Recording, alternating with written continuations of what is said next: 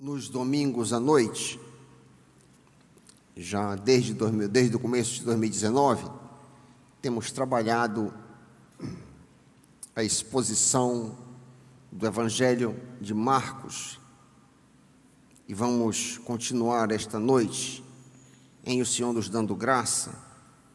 Vamos continuar a exposição. Queria te convidar, eu estou com saudade de, quando a igreja cheia, mandar o povo levantar a palavra. Quantos têm Bíblia, ergam-na. Saudade da comunhão dos santos. Mas você que está na sua casa, acompanhe a leitura da Santa Palavra do Senhor. Chegamos no capítulo 8, finalmente, e nós vamos ler o primeiro trecho, a primeira perícope, a primeira unidade do capítulo 8, que vai do versículo 1 ao versículo 9. Marcos, capítulo 8, versículos 1 a 9. Diz assim o texto santo: Naqueles dias, quando outra vez se reuniu grande multidão, e não tendo eles o que comer, chamou Jesus os seus discípulos e lhes disse: Tenho compaixão desta gente, porque há 3 dias que permanecem comigo e não tenho o que comer. Se eu os despedir para suas casas em jejum, desfalecerão pelo caminho.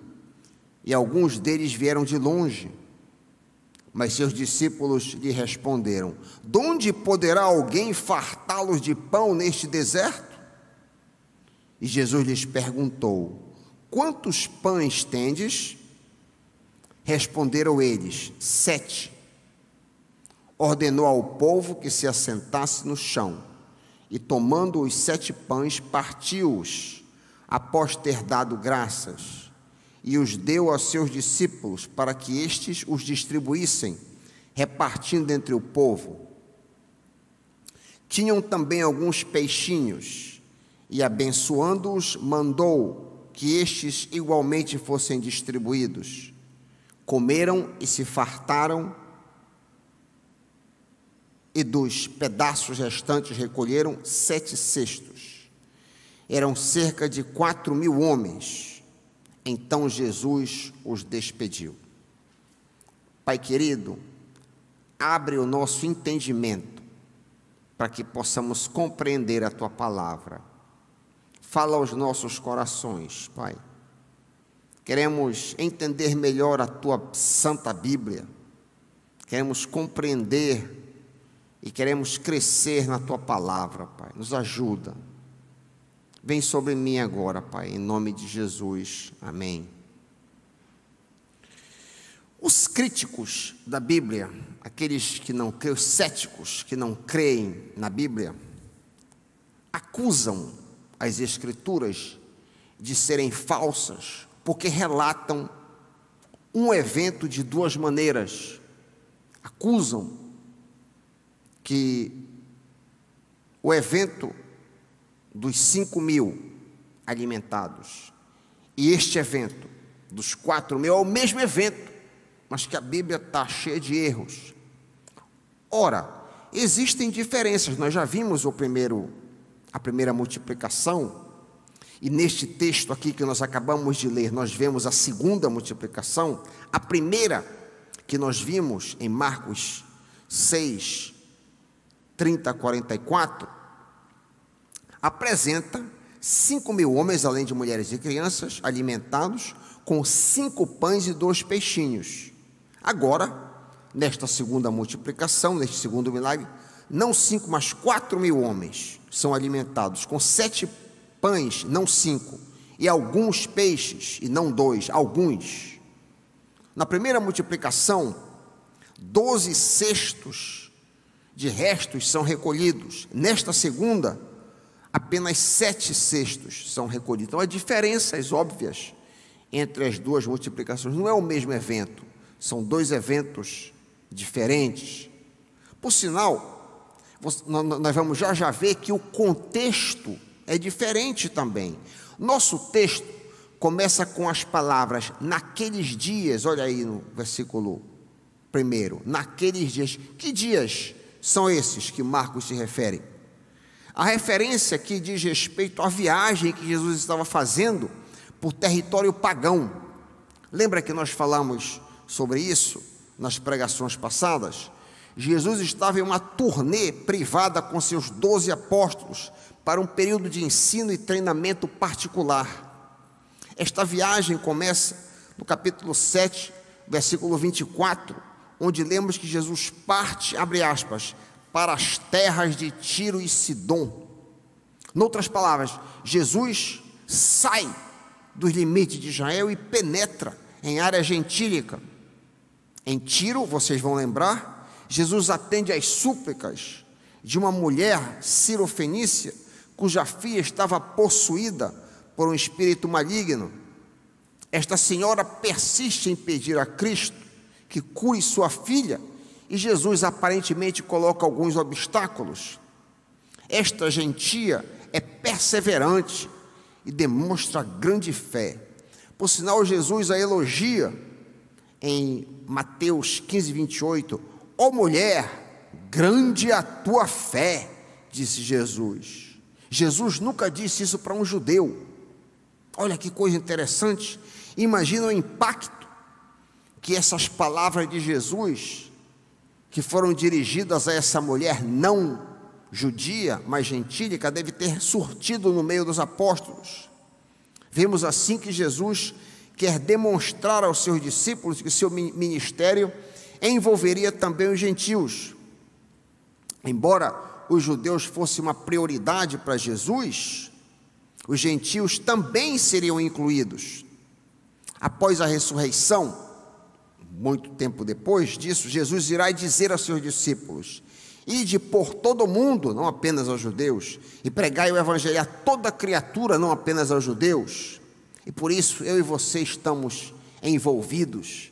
Por isso eu e você somos parte do ministério de Jesus, como não judeus, como gentios que somos. A viagem de Jesus, depois do evento da mulher cirofenícia, segue adiante, como podemos ler em Marcos 7,31. Olha Marcos 7,31. De novo, se retirou das terras de Tiro e foi para Sidom, até o mar da Galileia, através do território de Decápolis. É da área de Tiro e Sidom, vocês vão lembrar, que veio a péssima influência de Baal, que foi introduzido como um falso deus em Israel. É da área de Tiro e Sidom que vem Jezabel, uma das mulheres símbolos do que há de pior no paganismo. O território de Decápolis abrange 10 cidades gregas. Os gregos eram politeístas, o que implica que Jesus está em meio de grosso paganismo. Era necessário expor seus apóstolos a esse tipo de contexto para demonstrar que o amor de Deus envolveria também os gentios. Na região de Decápolis, Jesus efetua uma maciça campanha de cura, como lemos em Mateus 15, 30 a 31. Mateus 15, 30 a 31. Ali encontramos uma grande multidão dirigiu-se a Jesus, levando-lhe os mancos, os aleijados, os cegos, os mudos e muitos outros, e os colocaram a seus pés, e Jesus os curou. O povo ficou admirado quando viu os mudos falando, os aleijados curados, os mancos andando, os cegos vendo, e louvaram ao Deus de Israel. Presta muita atenção nisso aqui. E louvaram ao Deus de Israel. Os gentios louvando o Deus verdadeiro, o único Deus, o Deus de Abraão, de Isaque e de Jacó, o Deus e Pai do nosso Senhor Jesus Cristo. Observe que os discípulos de Jesus, os apóstolos, presenciaram esta cena.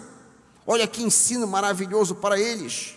Vale lembrar que todos os discípulos de Jesus eram judeus, consequentemente hostis aos gentios. Jesus está ensinando os seus apóstolos a verem os gentios de forma favorável.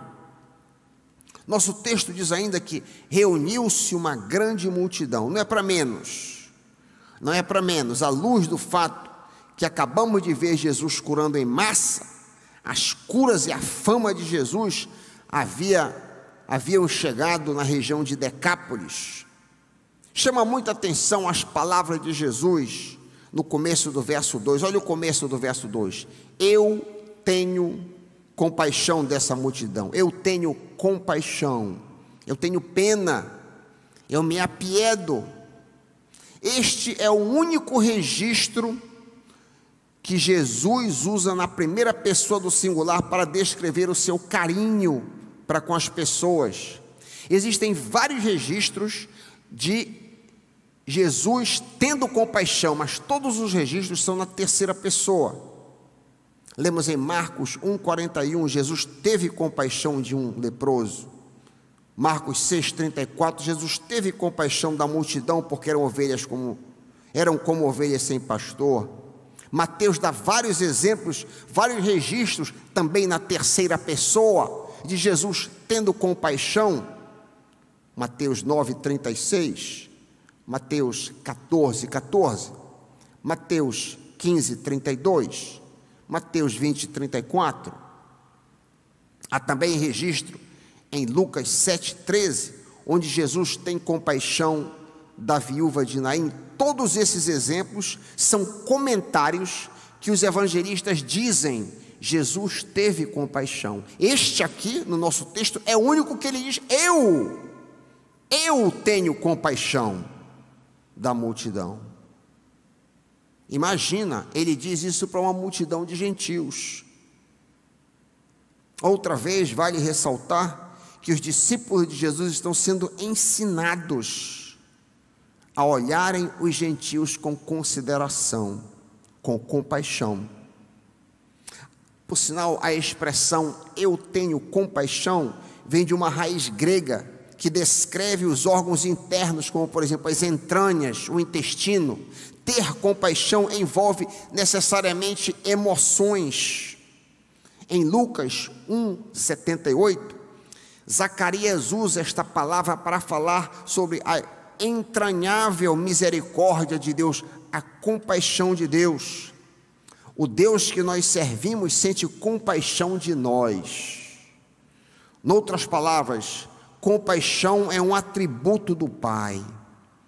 Esta ternura, esta compaixão, esta pena que Ele sente de nós, diferencia o nosso Deus de todos os outros deuses.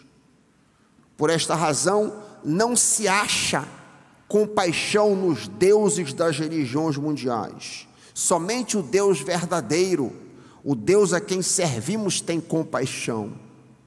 A mesma compaixão que Jesus sentiu aqui pelos gentios, Deus o Pai e o Deus o Espírito também sentem. Deus, o nosso Senhor e Pai, é Pai de todo conforto e consolação e compaixão, 2 Coríntios 1, 4 e 5. O Espírito Santo é o confortador, é o consolador, é o Deus da compaixão, João 14, 26. A Santa Trindade é cheia de ternura e compaixão pelos crentes. Temos aqui uma grande lição de esperança e conforto para as nossas vidas, principalmente quando estamos atravessando tribulações. A palavra compaixão vem do latim, significa sofrer juntos. Paixão, sofrimento, junto, sofrimento junto. Nosso Deus sente as nossas dores e sofre junto conosco as nossas aflições. Amém, meus irmãos? Que conforto para mim, e eu tenho certeza para você.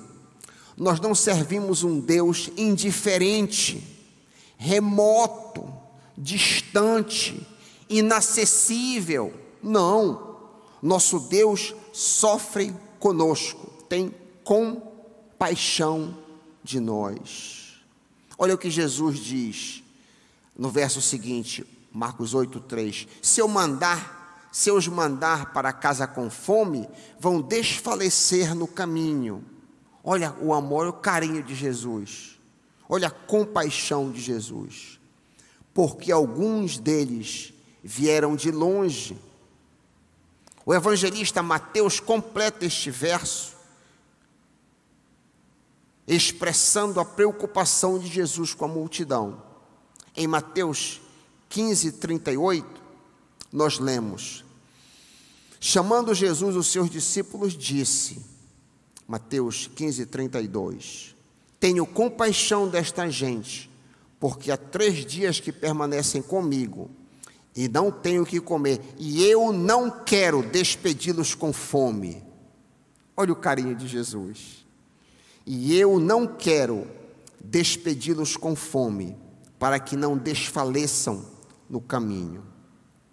Vale ressaltar que Cristo se importa não apenas com o espiritual, mas também com o estado físico das multidões. Ele havia passado 3 dias ensinando e curando as massas, mas ao final desta maratona, ele se preocupa em não mandar o povo para casa de barriga vazia.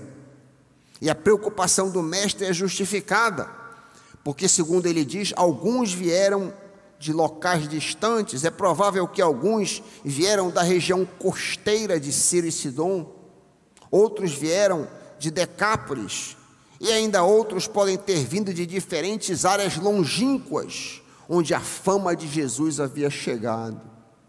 Pelo fato de terem ficado muito tempo com Cristo, os suprimentos do povo acabou.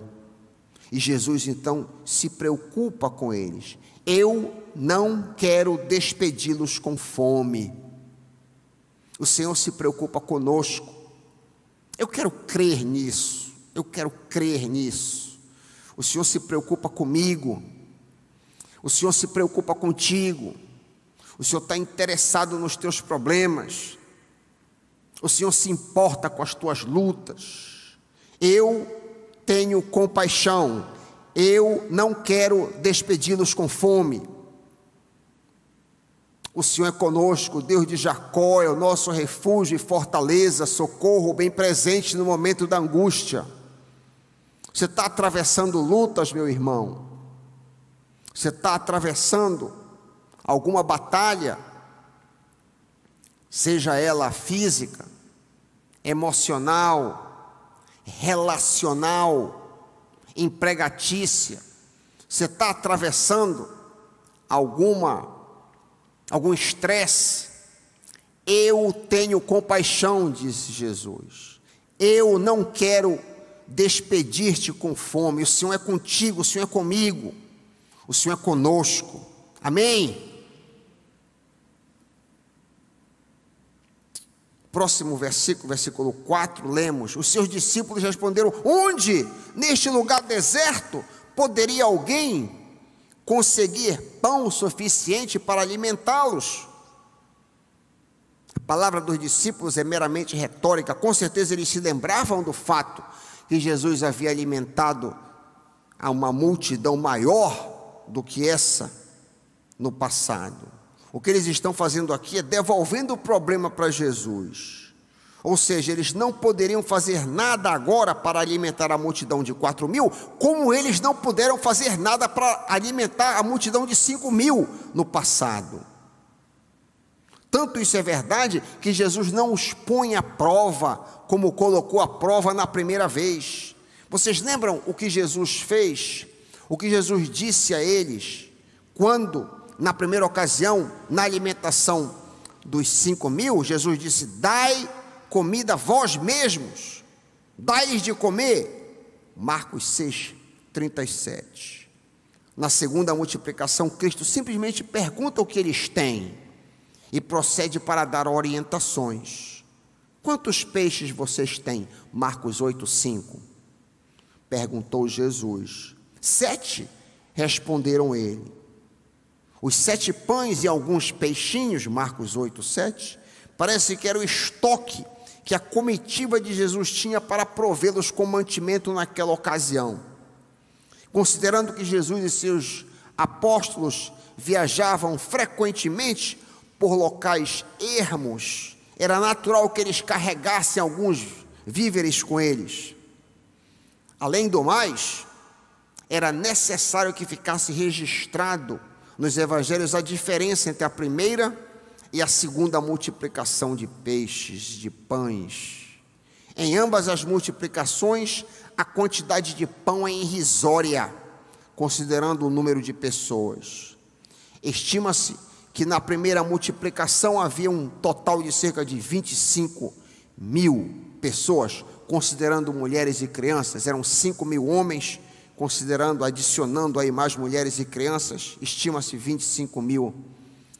Considerando que na segunda eram 4 mil homens, estima-se 20 mil pessoas. Então a quantidade de pães e peixes era ridícula, à luz da necessidade que estava diante de Jesus. As orientações que Jesus fornece estão nos versículos 6 a 7. As orientações que Jesus dá estão nos versículos 6 a 7. Ele ordenou à multidão que se assentasse no chão.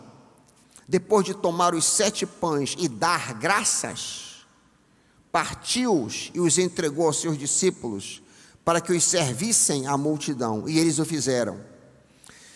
Tinham também alguns peixes pequenos, e ele deu graças igualmente por eles, e disse aos seus discípulos que o distribuíssem.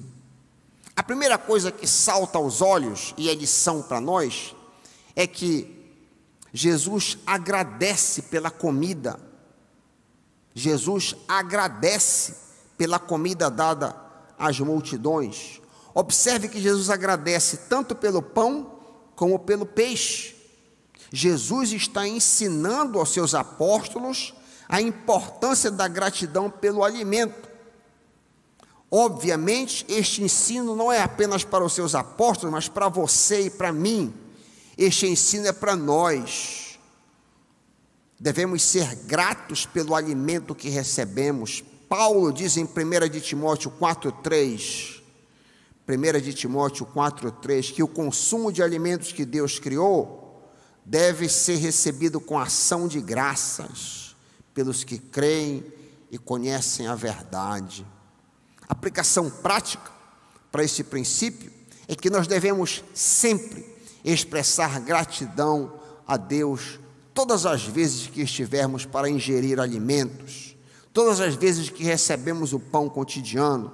Deve haver em nós contínua ação de graças pela bondade do Senhor, que nos supre e nos dá provisão. Você tem o hábito de agradecer a Deus à mesa? Eu espero que sim. A segunda coisa que notamos nesses versículos 6 e 7 é que os milagres da multiplicação de pão tinham a intenção de demonstrar que Jesus é o verdadeiro pão do céu. Cristo demonstrou ter poder para criar pão para sustentar a vida física, e da mesma maneira Ele tem poder para sustentar a vida espiritual. Lemos em João 6, 31 a 35 as seguintes palavras.